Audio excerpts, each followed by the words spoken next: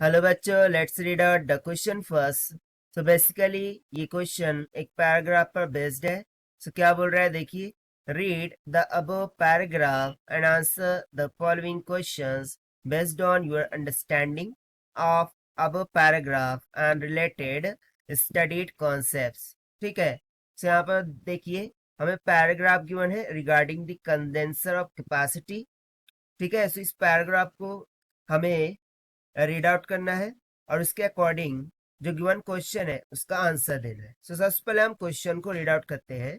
So it is given that three condensers of capacity 1 microfarad, 2 microfarad and 3 microfarad are connected in parallel first and then in series.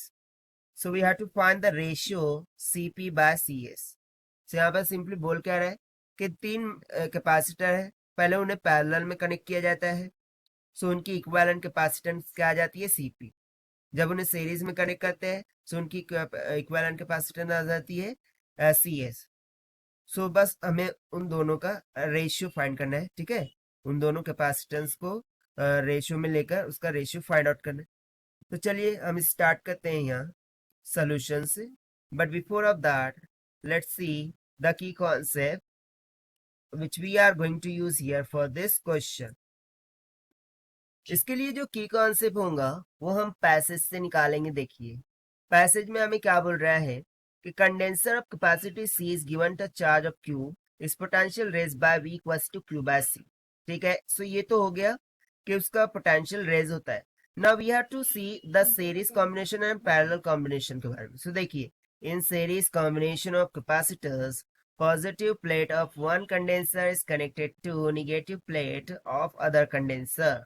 यानी कि एक capacitor के positive plate को दूसरे capacitor के negative plate से connect किया जाता है, उसे हम सीरीज कॉम्बिनेशन बोलते हैं।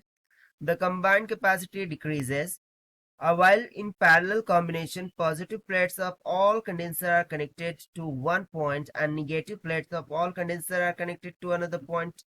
यानी कि पॉजिटिव्स को एकत्र करके एक पॉइंट निकाल लेते हैं और निगेटिव प्लेट्स को एकत्र करके दूसरा पॉइंट निकाल लेते हैं।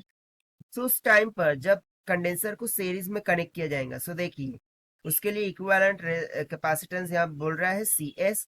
ठीक है। That is C S is total capacity of three condenser of capacity C1 C2 C3 join in series and Cp is the total capacity of three condenser join in parallel. Right. और उसका formula हमें यहाँ पर next page पर given है। देखिए, Cp is equal to C1 plus C2 plus C3 and 1 by Cs is equal to 1 by C1 plus 1 by C2 plus 1 by C3। So बस इसी कॉन्सेप्ट का हम यहाँ पर यूज करेंगे।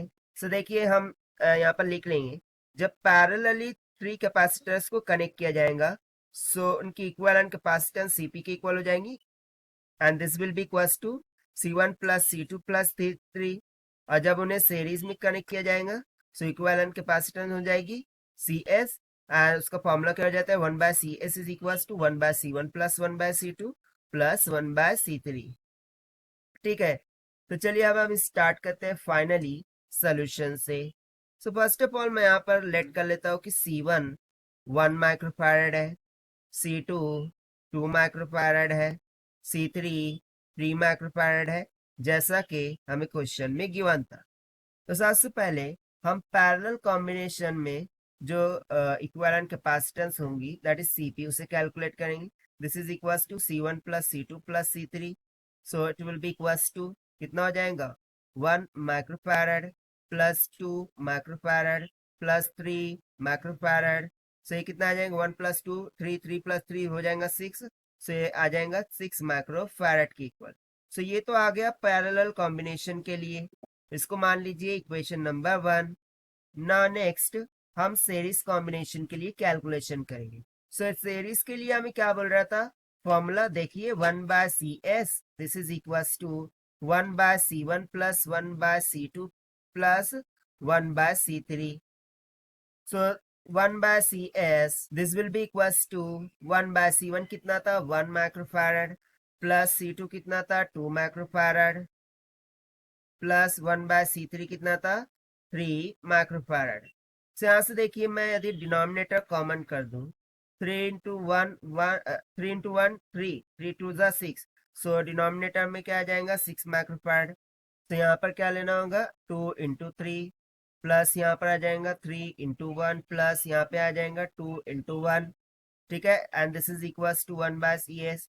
मुझे क्या कैलकुलेट करना है C S, so it will be equals to 6 microfarad divided by 2 3 जा 6 प्लस 3 1 जा 3 प्लस 2 1 जा 2, 2 प्लस 3 5 5 प्लस 6 11। सो ये आ जाएगा 6 माइक्रोफैराड बाय 11 के इक्वल।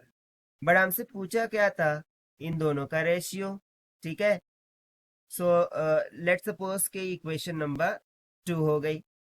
सो हम सिंपली इक्वेशन 1 एंड 2 को डिवाइड कर देंगे so that we will get the required ratio. ठीक है, सो रेशियो मैं यहाँ से कैलकुलेट कर रहा हूँ, that is C P by C S.